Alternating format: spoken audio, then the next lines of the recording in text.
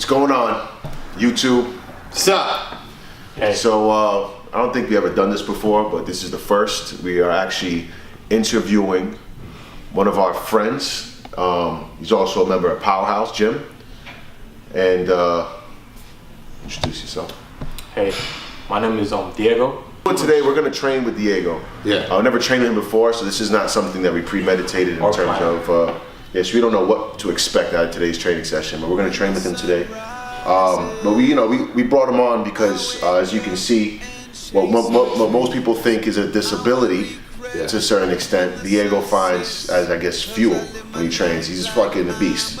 You've seen his videos, we've seen his social media. I don't know if you want to tell me what your social media is. My Instagram is _your_paint, and Facebook Diego Hernandez, and that's about it.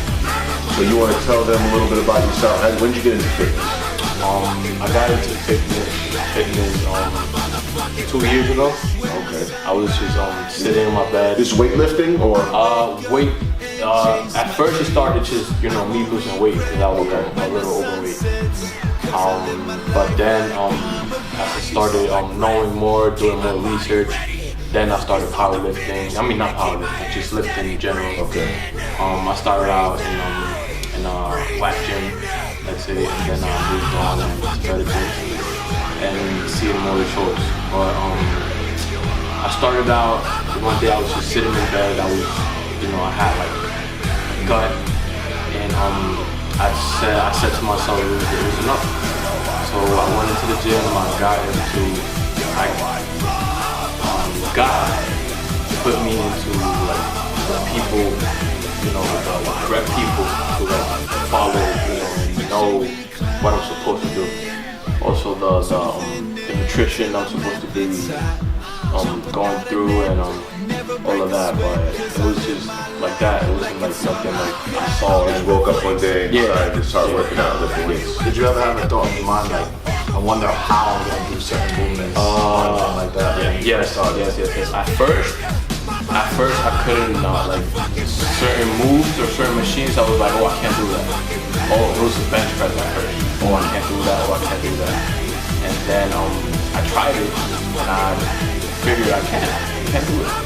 So I started, involving more movements into my workouts, and that's when the results started coming more and more.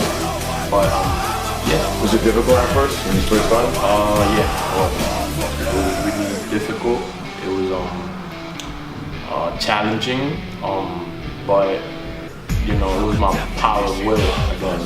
I know the three movements that we're gonna do today is squat, bench, and deadlifts. What out of those three movements, which one was the most challenging? Just because of my arms, right. It was towards the bench press. Okay. Yeah, bench press. But my legs are pretty, normal, and that's my most powerful part of my body right now. But that's the most. Oh, deadlifts. Deadlifts, another one. Pretty hard. Now, when you train, are you using that prosthetic arm? Or is it a different one? You have like an attachment? Yeah, I have an attachment for this one. Okay.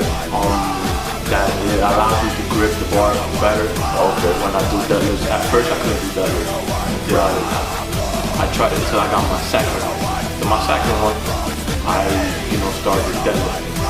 And at first it was just carrying plates on the side. Then I moved to 45s, and after that I haven't known what my kept Right, so you're lifters, right? Yeah. Now, did you have like a spotter or somebody watching you when you were coming here, or you were just going like on your own to try stuff? When I came into Powerhouse first? Yeah, when you started lifting. I had a friend that would people around. Then at first I found out on Powerhouse. He actually was on that level. Then all the people that see me, they tell me, oh, good shit. Does that motivate you when people? Yeah, it does a lot. I actually don't see the results myself, but other people see it, and that's when I know I'm doing good things. Okay. So what about your comfortability with it? Because we see you in Powerhouse with a tank top on, like you don't care, what.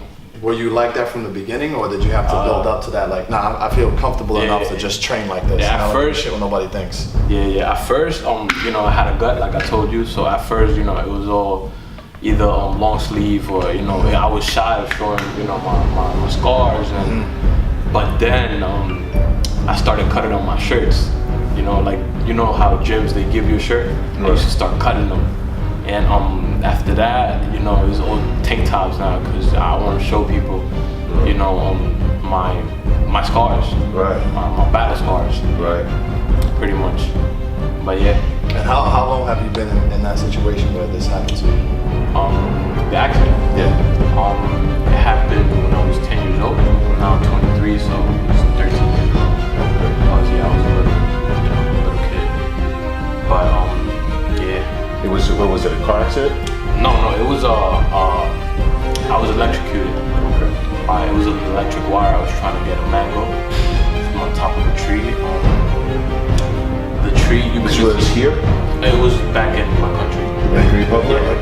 Yeah, it was a tree, big tall tree. I remember, and the leaves was covering the wire. If you can see it. As a kid, I looked around. And the first thing I saw was a metal stick, and it had like a hook in the end, so it was perfect. When I went to get the mango, the metal stick touched the wire, and I got electrocuted. Okay. And how long was recovery from the Recovery was what was it like they were saying like it's an Indian experience or was Yeah, of course. Okay. They told my family I was not gonna make it. Oh, okay. When I was back in the hospital. Yeah. That's incredible. Then they brought me here to Boston, and that's where I got treated most of the time. 6 months in intense care. Wow. After that, I had to learn how to walk again. I couldn't walk. Then psychiatric therapy, and all that comes with it, basically. Yeah. Okay. At what point in time did you think like, you know what, I could get up and start doing stuff and like doing stuff on my own? Forget about physical fitness. I'm just talking about in general. It was the psychiatrist that helped the most. I told him I was gonna learn how to ride a bike again. It was like he used to ask me, "Oh, how are you planning to do that?" And I was like, "I would ride it with no arm. It doesn't matter." Say really it's inspiring because there's a lot of people that we come across, and I'm sure you see on a daily basis that they want to come and everyone's limit is different. Yeah. Sometimes it's hard for people to come to the gym or just do something better for themselves. And sometimes me personally, it pisses me off when I hear excuses that people make just to do something better for themselves, let alone having what we would consider setbacks. Because me personally, I probably wouldn't have what it takes to come in here day and out if I was in the same situation you were. Yeah, I got it. So you brought up, you said that it was God, that did that, and I find that interesting because it's like we come in here, we take everything for granted. Some people are less fortunate in that sense where they don't have the ability to do something, but you're seeing past that, and that's great. That's brave. It really is. But you was gonna say something. What would you what advice would you give somebody if they went through something that you went through, similar that you went through, and to, I guess, motivate them to keep going or to do whatever it is that they want to pursue, if they want to be a basketball player or whatever it is? Yeah, I would say to just don't give up. Just try as much as you can. In the fitness industry, I fell off a lot. I stopped coming to the gym for like a couple of months, and I gained the fat again. But I put myself back up. I don't stop, never stop. This fitness is life, and I would say to never stop trying to achieve your goals in life. That's about it. Yeah, never stop, never give up. Go. You hear that? Yeah. No matter what you're going through, That's crazy. there's always something to push you through to the next level, man. Whether it be your brother next to you, whether it be your religious beliefs in God, or whatever it is, just don't quit. Just keep pushing forward. That's what it's about, man. Yep.